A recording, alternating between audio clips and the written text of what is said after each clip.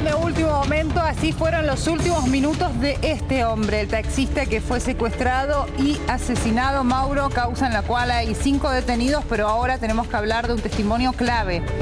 Exactamente, un testimonio central, medular, que ya está en poder del fiscal federal Stornelli. Presten atención porque vamos a conocer cómo fue el cautiverio del taxista Alberto Sarubi y cómo fue su ejecución. Porque de acuerdo con este relato que obra en el expediente, el taxista fue obligado a arrodillarse y en ese contexto lo ejecutaron pegándole 5 tiros, uno de ellos por la nuca. Pero vamos a contar la historia para llegar al momento clave de este caso.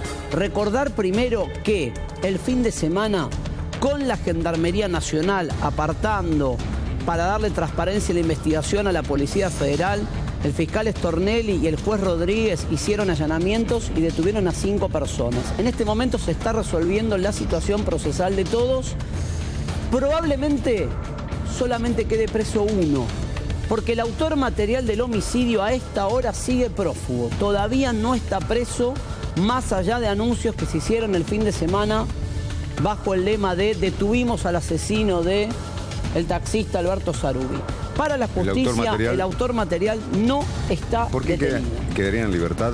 Porque no hay prueba suficiente contra ninguno de los acusados. Fueron procedimientos que se hicieron el fin de semana con datos aportados en la Fiscalía Federal y en principio... ¿Quién aportó esos datos? Testigos, obviamente, la mayoría con un terror, un pavor, porque muchos están declarando y muchos de los que están declarando saben de la peligrosidad de esta banda. Se habla de una banda con 0 nivel de organización. Una banda con integrantes jóvenes, no menores, ¿eh? Un dato, por ejemplo, que se acaba de corroborar. El cobrador de la banda, que fue el detenido que hubo el mismo día que matan a la víctima, no tenía 16 años, tiene 21. Mintió en su declaración, la madre entregó documentación de un hermano de él para hacerlo pasar como menor y ahora la justicia determinó que tiene 21 años. ¿La madre puede ser procesada? La madre de este joven podría terminar procesada y detenida por obstruir la investigación judicial haciendo pasar a su hijo de 21 como menor de 16. Además presentó documentación. Falsa. Lo cual quiere decir que es también hay adulteración de documentación pública, ¿no? Bien, ahora vamos al momento clave. ¿Se acuerdan que contamos que al taxista lo secuestran a las 3 de la tarde? Que empieza a recibir su familia, en total unos 10 llamados extorsivos. Que le dan intervención a la División Antisecuestros y al fiscal federal Stornelli. Que va un cobrador, ahora sabemos de 21 años, a cobrar el rescate. Y en paralelo, mientras este cobrador se acercaba al auto donde estaban los 2 hijos del taxista Alberto Sarubi, monitoreados a distancia por la Policía Federal, en ese contexto, a 6 cuadras de ese lugar, el jefe de la banda, hoy prófugo, identificado en la causa, y esto lo relatan los testigos, llevaba al secuestrado, amenazándolo con un arma de fuego, y empezaba a golpear de forma desesperada las casas de los vecinos del barrio Villegas. ¿Con qué objetivo? Lo que quería es que mientras el cobrador cobraba el rescate, le dejaran meter a la víctima en alguna casa de familia. Los vecinos, todos, le cerraron las puertas, le dijeron acá no. Es más, un testigo declaró que los vecinos le decían al secuestrador, déjalo vivir, es un buen tipo, en relación al taxista. Sin saber tal vez que era taxista, viendo que este joven delincuente llevaba bajo amenaza con un arma de fuego a este hombre que después termina asesinando. Entonces, empieza a buscar que le abran las puertas de las casas para esconder al secuestrado. Uno imagina como parte final del plan. Cobra el rescate la banda y lo dejan abandonado en una casa para que después se encuentre con su familia. Le cierran las puertas, nadie le abre, amenaza a los vecinos y textual de uno de los relatos de la causa, de un testigo, el asesino lo hace arrodillar al taxista Sarubi de forma concomitante con el momento en el que se frustra el pago del rescate. No sabemos si enterado o no enterado, pero es el mismo instante. Lo ejecuta. Una vez asesinado el taxista, el criminal se saca la ropa y quedan calzoncillos y empieza a escapar por el barrio y tira el arma. Arma que todavía no aparece. Esto está declarado en el expediente. A esta hora quiero decir, el asesino está prófugo. Está identificado. Identificado. Hay 5 personas que fueron detenidas e indagadas y lo más probable es que solamente una quede en calidad de detenido. Tercero, el jefe de la Policía Federal, Néstor Roncaglia, ya repuso en servicio a los 4 efectivos de antisecuestros. Salió un comunicado del Ministerio de Seguridad de la Nación el viernes donde dan cuenta de esta decisión y donde el propio juez Rafecas los libera entendiendo que en principio no está acreditado un delito por parte de los efectivos. En todo caso será una investigación interna para ver si hicieron mal las cosas o no y si su actuar tuvo incidencia directa en el final con la ejecución del taxi. Todavía no pudieron comprobar eso, ni siquiera con el relato de este testigo que pareciera en realidad ir hacia otro lado, es decir, de secuestradores con poca experiencia, por así decirlo, y encima sacados, que no tenían dónde poner a la víctima. Ni siquiera dónde dejar a la víctima en el momento de liberar. Y definen matarlo. Sí, en un acto demencial, que es lo que declara el testigo. En paralelo tenés una investigación judicial que no se cerró, que recae sobre estos 4 efectivos de la división antisecuestros, el jefe, el subjefe y otros 2 más. La actitud de Roncaglia es consecuente con lo que salieron a decir desde un primer momento.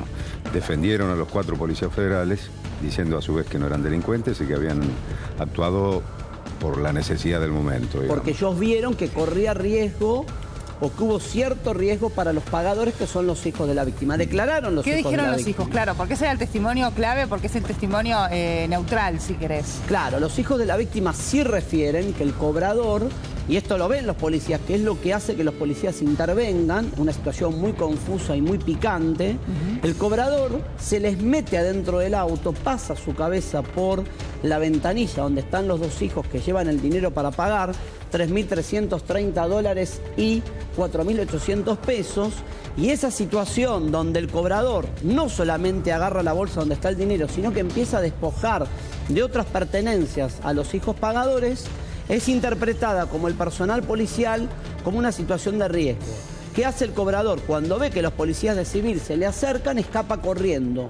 Lo corren 100 metros, lo detienen, recuperan el dinero del rescate, pero nunca con la víctima a resguardo. Y en paralelo estamos contando cómo un testigo ve la ejecución de la víctima determinada de forma arbitraria por el jefe de la banda. La pregunta que hicimos la semana pasada es, ¿se puede determinar y decir que lo que hizo el personal policial constituye delito? En principio, si uno se basa en la resolución tomada por el juez Rafecas, el juez, con los elementos que hay hasta el momento, cree estar lejos de la certificación de un delito. Por eso dice, y además es un delito escarcelable en todo caso, que es lo que funda el juez. El juez dice, no amerita la detención de estos federales, los vamos a investigar, pero no me los detengas. Ese es el concepto que elaboró Rafecas al dictaminar la libertad, porque el delito de desobediencia no lo detienen en ningún lado. Bueno, veremos finalmente cómo queda esta historia, pero quería contarles por primera vez lo que fue el calvario de la víctima en los últimos minutos contado por un testigo de la causa. Este tema lo vamos a estar ampliando. Mauro, ¿sabés si existe finalmente un protocolo al cual se debe ajustar la policía? Porque digo, también es muy difícil determinar si efectivamente allí hubo una suerte de negligencia por parte de la policía, de incumplimiento de sus deberes como funcionarios públicos. Sí. Si no hay un protocolo, cual ellos deben ajustarse. Sí, hay un protocolo, pero esta es una situación narrada por el personal policial intermedia. No hay una violación del protocolo, claro, y también ellos alegan, no fuimos a cortar el pago, fuimos a monitorearlo, pero se complicó la situación y preferimos intervenir porque vimos en riesgo la vida de los pagadores. Pero a ver, Mauro, ahí te da la pauta de la improvisación de esta banda, porque alguien que se dedica a secuestrar, lo único que quiere es el dinero, no quiere el celular o los pesos que puede tener el pagador en el bolsillo, o el anillo, ¿viste? Esa cuestión de ratero. Un secuestrador no la tiene. Un acto de ratero.